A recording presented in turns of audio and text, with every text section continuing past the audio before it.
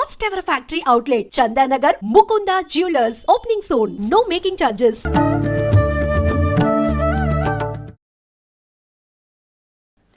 నమస్కారం, welcome to I dream. ధర్మ మార్గం విత్ విజిత కార్యక్రమానికి స్వాగతం. ప్రస్తుతం మనతో పాటు ఉన్నారు ప్రముఖ ఆధ్యాత్మికవేత్త, శ్రీ విద్యా ఉపాసకులు, ఎంతో మందికి మంత్రోపదేశం చేసిన గురువుగారు. ఆయన మంత్రోపదేశం కోసం, ఆయన ఉపాసన శిక్షణ ఇవ్వడం కోసం ఎంతో మంది ఎదురు చూస్తూ ఉంటారు. ఇప్పటికీ ఎంతో మందికి ఆయన ఇప్పటికే మంత్రదీక్షను ఇవ్వటం జరిగింది. ఇప్పుడు వారితో మాట్లాడి మనం మంచి మంచి విషయాలు తెలుసుకునే ప్రయత్నం చేద్దాం. వారే గురు కరుణామయ్య గారు. ఇప్పుడు వారితో మాట్లాడిద్దాం. నమస్కారం గురుగారు. నమస్కారం. బాగున్నారా? బాగున్నాను. మీరు ఎలా ఉన్నారు? అమ్మదే వల్ల బ్రహ్మాండంగా ఉంది. అంతే, మీరు ఆ మాట అనగానే మాలో జోస్ వచ్చేస్తుంది. గురుగారు, సాధారణంగా అంటే ప్రతి ఒక్కరిలో ఈ డౌట్ ఉండే ఉంటది. ఎవరైనా అంటే బంధువులు గాని, తెలిసిన వాళ్ళు, ఫ్రెండ్స్ ఎవరైనా పూజలు అప్పుడు ఇంటికి ఇన్వైట్ చేస్తే అసలు ఎప్పుడు వెళ్ళాలి, ఏంటి, పూజ అయిపోయే టైంకి వెళ్ళొచ్చులే, వెళ్ళి ఇంతసేపు ఎక్కడ కూర్చుంటాము అనే ఒక ఆలోచనతో చాలా మంది లాస్ట్ లో వెళ్తారు. లాస్ట్ లో వెళ్ళామా, అలా అక్షతలు పూలు దేవుడి దగ్గర వేసామా, తర్వాత తిన్నామా, బయటకు వచ్చామా, ఈ పోకడ ఎక్కువగా చూస్తున్నాం. అసలు ఎలా వెళ్ళాలి, ఏ టైంలో కరెక్ట్ గా పూజకి వెళ్తే అది మంచిది? ఇంకొకటి, వెళ్ళేటప్పుడు చాలా మంది ఉత్త చేతులతో వెళ్తూ ఉంటారు, కొంతమంది కొబ్బరికాయో పూలో తీసుకెళ్తారు. అసలు తీసుకెళ్లాల్సిన వస్తువులేంటి, దాని గురించి తెలియజేయండి. తప్పకుండా.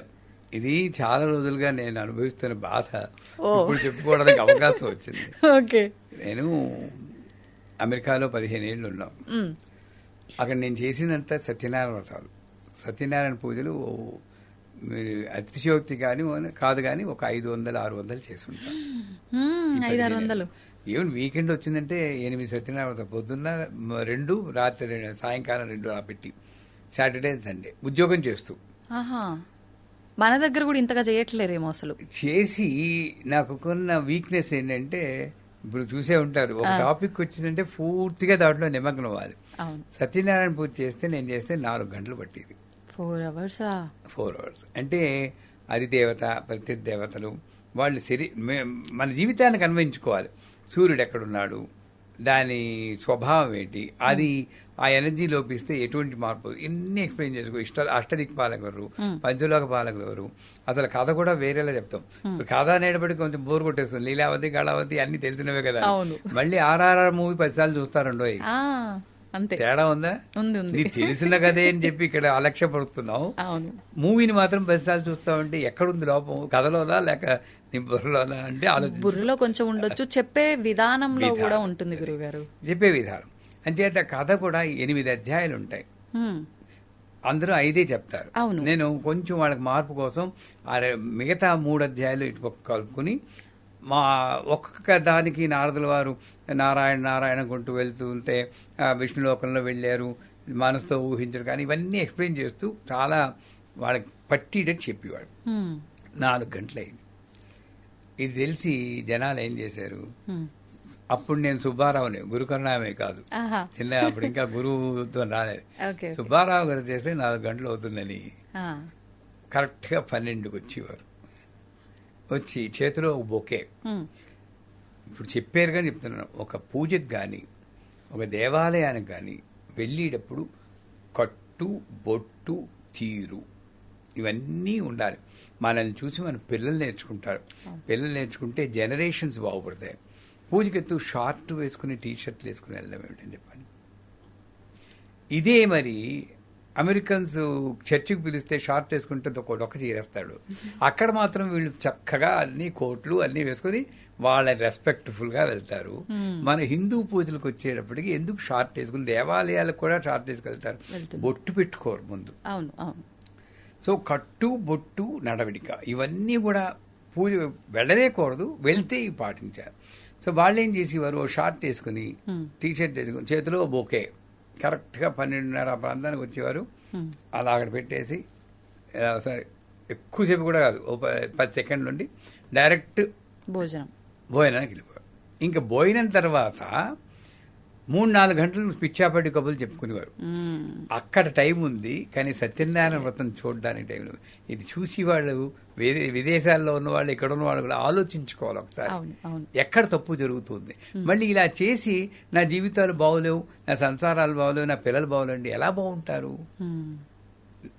నువ్వు చేసి కర్మే నీకు వస్తుంది. Every action has got an equal and opposite reaction, Newton third law. అంచేత ఒక పూజకి వెళ్ళేటప్పుడు ఫస్ట్ ఆఫ్ ఆల్ పూజని మొదటి నుండి చివరి దాకా వాళ్ళు ఉంటారు. శుక్లాంబరధరం, నేను 8 గంటలకు పూజ చేస్తానంటే ఒకసారి ఇలాగొచ్చి వేళ 12:30కి నేను లేట్ అయ్యాను. నేను లేట్ అయ్యి 10 గంటలకు మొదలెట్టాను, 8 గంటల బదులు. ఆ 12 గంటలకి వెళ్ళేటప్పుడు అప్పటికి ఇంకా నేను సత్యనారాయణ స్వామి అష్టోత్తరంలో ఉన్నాను.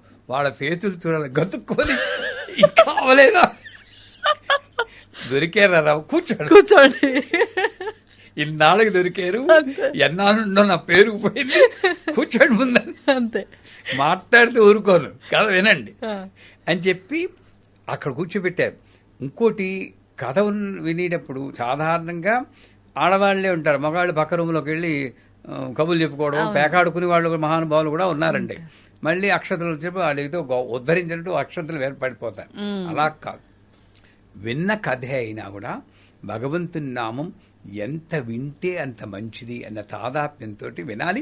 చెప్పేవాళ్ళు కూడా అలాగే చెప్పాలి, మీరు చెప్పినట్టు హృదయంగా చెప్పగలగాలి. పూజ చేసినప్పుడు ఒకళ్ళు ఎవరైనా పిలిస్తే, ఏ పూజ అయినా సరే, శుక్లాంబరధరం అక్కడి నుండి చివరి దాకా ఆ రోజు ముందుగానే పిలుస్తారు కదా, సడన్ గా పిలవాలి. ఆ రోజు ఎలకేట్ చేసి పెట్టుకోవాలి, పెట్టుకుని చివరి దాకా ఉండాలి. నెంబర్ 1. ఇందాక చెప్పాను కదా, కట్టు బొట్టు తీరు.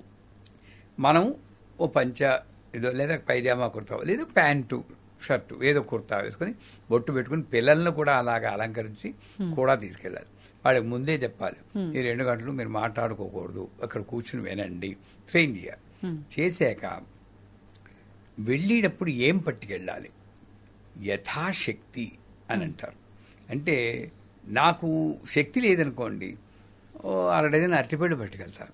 అదే నాకు శక్తి ఉందనుకోండి, వాడికి కావాల్సిన పువ్వులు, కొబ్బరికాయలు అన్నీ ఎంత భోగం చేస్తే అంత భోగం మనకి వెనక్కిస్తుంది. ఆయన పుచ్చుకునేది కాదు, ఆవిడ ఇచ్చి ఆవిడే.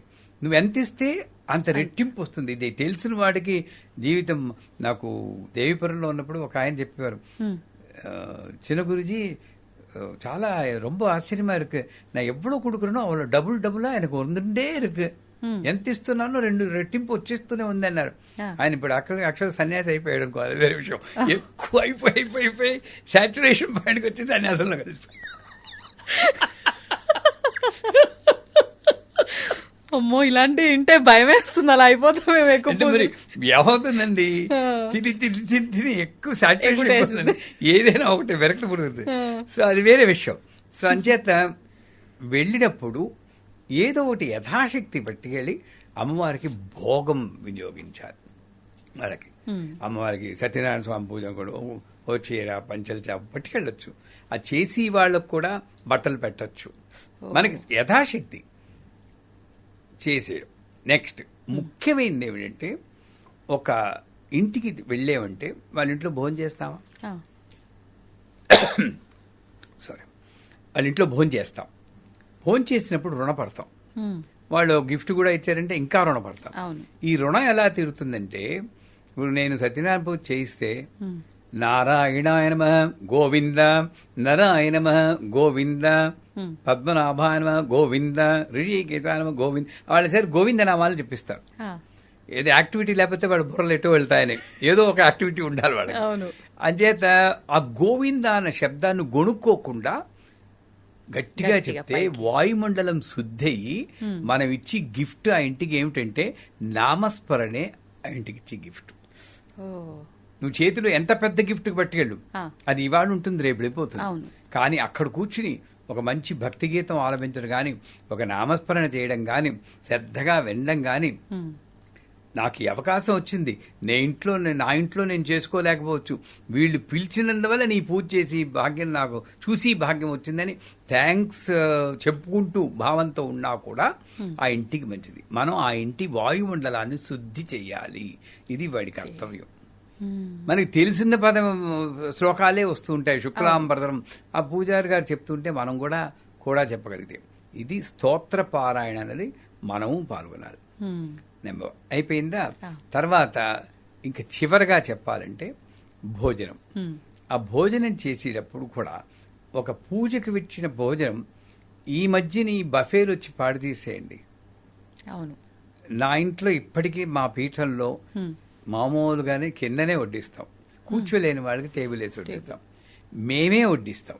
నేను ఏదో ఒక డిష్ నా చేతితో నేను వడ్డిస్తాను. ఎందుకంటే పూజ ఎవరు చేస్తున్నారో వాళ్ళకి వాళ్ళ చేతులతో వడ్డిస్తే వచ్చే పుణ్యం, ఇంకా చెప్పాలంటే వాళ్ళు తిన్న ఆకులు ఎత్తితే వచ్చే పుణ్యం ఎంతని చెప్పడానికి అలవి కాదంటుంది శాస్త్రం. మరి ఇంత డబ్బు ఖర్చు పుణ్యం ఆ క్యాటరింగ్ వాడికి ఎందుకండి ఆ పుణ్యం ఇచ్చేయడం? అవును, నువ్వేమనుకుంటున్నావు? డబ్బు ఖర్చు పెట్టేస్తున్నావు. మనం ఏం చేస్తున్నావు? ఇంగిల్ పిల్లలు పెట్టుకుని ముష్టాడిలా వాళ్ళ దగ్గర నిల్చుంటున్నావు. నేను అందుకే పెళ్లిళ్ళకి వెళ్ళటం లేదు ఈ మధ్యని. బఫేలు అంటారు. ఆ ఇంగిల్ కంటే దానికి తగిలిస్తూ ఉంటారు. వాడేమో ఇలా వేస్తూ ఉంటారు. జీవిత పరమహద అయిపోయి నాకు నిల్చునే భోజనం చేస్తుంటారు.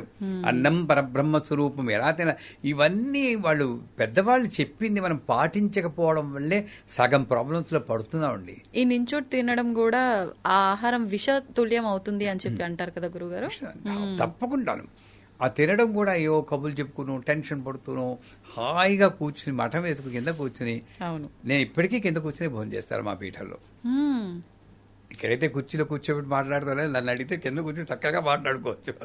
ఓ, ఏదన్నా నిజంగా వాస్తవంగా ఒప్పుకోవాలి. మీరు కూర్చుంటారేమో కానీ మేము కూర్చోలేము అంతంసేపు. సో నేల మీద కూర్చోబెట్టి వాళ్ళకి మనం వడ్డించాలి కొసరి.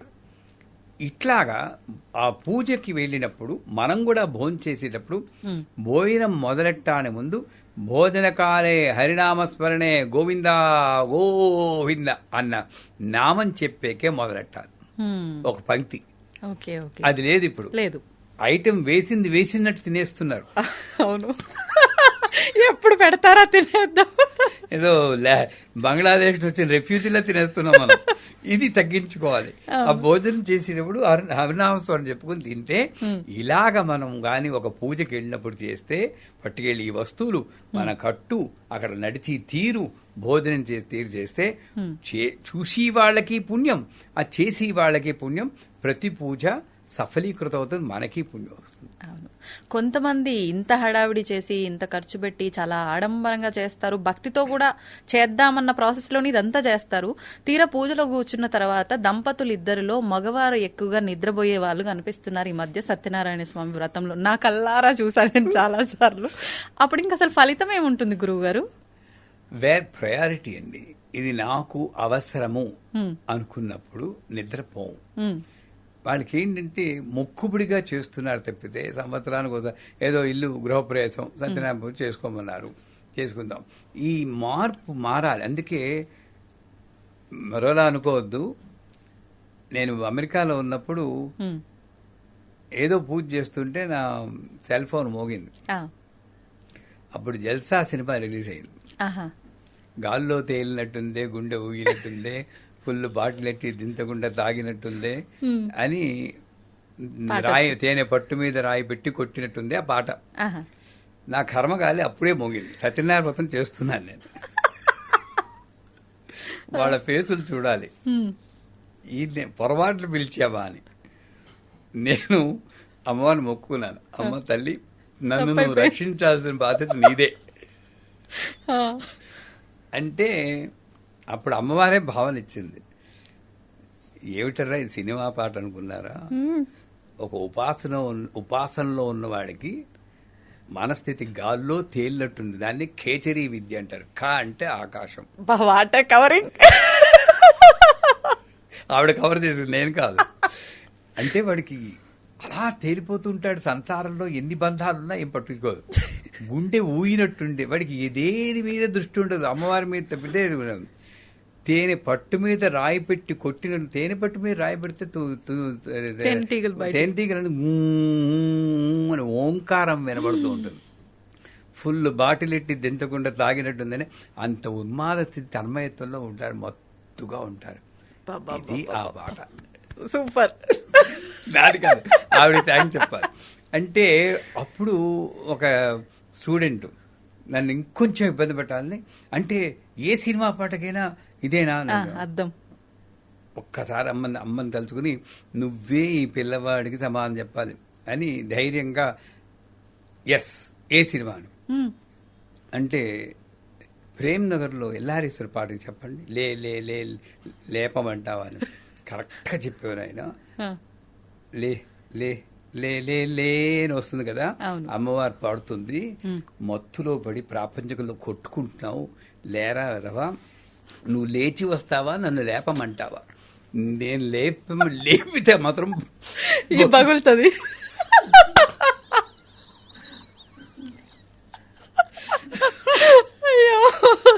ఇంక నోరు మూస్తాడు. ఇంకెక్కడ అన్నారు మీతో పెట్టుకుంటే కష్టం అంటే ఏదైనా ఇలా తిప్పేస్తున్నారని. అంచేత ఆ టైంలో ఆ భావంతో ఉండాలి, అమ్మ భావంతో ఉండాలి. పూజ అంతా కూడా అమ్మ భావంతో ఉండి భోజనం చేస్తున్నప్పుడు కూడా హరినామస్మరణ గోవిందా గోవిందా అని ఇంటికి. అందుకే సత్యనారాయణ పూజ చివరికి ఆ రోజంతా సత్యనారాయణ స్వామి గురించి ఆలోచిస్తూ అలా చెయ్యాల్సింది. ఒకళ్ళు పూజకి పిలిస్తే ఎలా చేయాలో. ఇప్పుడు గురుగారు ఎలాగో ఆ టాపిక్ వచ్చింది సత్యనారాయణ స్వామి వ్రతంది కాబట్టి ఒక చిన్న డౌట్. ఇప్పుడు మనందరం కూడా సత్యనారాయణ స్వామి వ్రతం అంటే మార్నింగ్ 8, 9, 11 ఆ టైంలో ఎక్కువ చేస్తుంటాం. కానీ ఇది చెయ్యాల్సింది డే అంతా ఉపవాసం ఉండి సాయంకాలం 6 గంటల తర్వాత చేయాల్సిన వ్రతం అని చెప్పి దానికి సంబంధించిన స్టోరీలో కూడా ఎక్కడో ఉంది అని చెప్పి, ఇది వాస్తవమా? అది కథలో చెప్తాడు. పౌర్ణమి నాడు కానీ, మాఘమాసం ముందు కానీ, కార్తీక మాసం కానీ, రవి సంక్రమణ దినం కానీ చేస్తే మంచిది. ఏ రోజైనా సాయంకాలం చేస్తే చాలా మంచిది. కానీ అన్నిటికన్నా ఉత్తమం ఎప్పుడు చేయాలనుకుంటే అప్పుడు చేస్తే మంచిది అన్నారు. అంతే, ఆ లైన్ మిస్ అవ్వకూడదు. అంచేత నేను సాయంకాలం చేయాలనుకుంటే పొద్దునే టప్పిమంటే ఆ భయం ఉండాలి నాకు. అంటే సాయంకాలం చేస్తే మంచిదే, కానీ ఎప్పుడైనా నాకు ఎందుకైనా మంచిది పగలు చేసేద్దాం అనుకుంటే చేసేయచ్చు. ఇంకపోతే ఉపవాసం అన్న దాన్ని నేను కమెంట్ చేయను. ఒక్కొక్కళ్ళ శక్తి బట్టి ఉంటుంది. తినకుండా ఉంటే మంచిదే, కానీ అసలు ఉపవాసాన్ని మర్చిపోకూడదు. ఏమిటి అంటే ఆ రోజంతా కూడా స్వామి గురించి ఓం నమో భగవతే వాసుదేవాయ, ఓం నమో భగవతే వాసుదేవాయ అనుకుంటూనే ఉండాలట. ఇది ఉపవాసం. అప్పుడు నువ్వు కాస్త నోట్లో ఏ ఉప్పుడు పిండి వేసుకున్నా కూడా పర్వాలేదు, ఏం కొంపను ఉనిపోవు. నేను అది మానేసేసి ఏమీ తినకూడదని మిగతావన్నీ కళ్ళతో భోజనం చేస్తున్నాను, చెవులతో భోజనం చేస్తున్నాను, ముక్కుతో భోజనం చేస్తున్నాను. అవును, వేరే మాటలు మాట్లాడుతున్నా. ఇంకో ఉపవాసం ఎక్కడైంది? దగ్గరగా భగవంతుడికి ఉండమని చెప్పింది. అంటే తత్వపరంగా ఆలోచిస్తాను ఎప్పుడు నేను. సో నా ఆరోగ్యం, షుగరు, డయాబెటిక్ ఉంటే ఉపవాసం చేయకుండా ఉంటేనే మంచిది. హైపోగ్లైసిమియా వచ్చేస్తే ఎవడు కాపాడతాడు? అంచేత యథాశక్తి కరెక్ట్ గా పాటించాలి. అందుకే సత్యనారాయణ వ్రతంలో తెల్లని గట్టి అంచుగల వస్త్రాన్ని వేయమంటాడు. ఈ టాపిక్ వచ్చింది చెప్తాను. అంటే ఏమిటి? తెల్లని గట్టి అంచుగల. తెల్లటి అంటే ప్యూరిటీ ఆఫ్ మైండ్, ఇంకేది ప్రతిఫలాపేక్ష ఉండకూడదు. గట్టి అంచు అంటే భగవంతుడే అంత నమ్మకం ఉండాలి. నమ్మకమే నా బార్డర్. అంతే, ప్యూరిటీ ఆఫ్ మైండ్. దాని మీద ఇది వస్త్రం కనపకుండా బియ్యపు వేసి నెరపాలంటాడు. ప్రతి బియ్యపు గింజ ఒక భగవన్ నామానికి సంకేతం అన్నాడు. అదే నెరుగుతున్న ఓం నమో నారాయణ, ఓం నమో నారాయణ, ఓం నమో నారాయణ అనుకుంటూ ఈ బియ్యపు గింజ ప్రతిదీ భగవన్నామం అవుగాక, నా యొక్క శరీర భావాన్ని కవర్ చేసి భక్తి భావంతో ఉండుగాక, అంత గొప్పగా చెప్పాడు. మధ్యలో కలసాన్ని పెట్టమంటాడు. కలసం బంగారంతో గాని, వెండితో గాని, మెట్టితో గాని, చివరకు మట్టితో గాని చేయమంటాడు. ఇది చేస్తే నా కోట్లు వస్తాయి, అది మట్టి కలసం. ఇది చేస్తే నా భార్యా పిల్లలు బాగుంటారు, అది రాగి కలసం. ఇది చేస్తే నా చుట్టూరా ఉన్న సమాజం బాగుపడుతుంది, అది వెండి కలసం. నాకేమీ అక్కర్లేదు, ఇది చేసి భాగ్యం ఇచ్చావు, అంతకన్నా ఏం కావాలి? బంగారు కలశం ఇక్కడుంది. ఇంత అర్థం ఉంది సత్యనారాయణ వ్రతంలో. ఇంకా మన భావనే చెప్పుకుంటూ పోతుంటే బోల్డ్ అంత ఉంటుంది. అంటే ఒక పూజకి పిలిస్తే, ఇందాక మళ్ళీ టాపిక్ వద్దాం, పూజకి పిలిస్తే కట్టు, బొట్టు, తీరు పట్టుకెళ్ళి వస్తువుల గురించి మాట్లాడడం, భోజనం చేసేటప్పుడు కూడా ఎలా ఉండాలో మాట్లాడడం, చివరికి ఇంటికి వచ్చే కూడా భగవన్నామస్మరణ చేసుకుంటూ వస్తే పిలిచిన వాళ్ళకి పుణ్యం, వెళ్ళిన వాళ్ళకి అంతకన్నా పుణ్యం. సంతోషం గురుగారు, చాలా అద్భుతమైన వివరణ ఇచ్చారు. ధన్యవాదాలు. శ్రీమాత.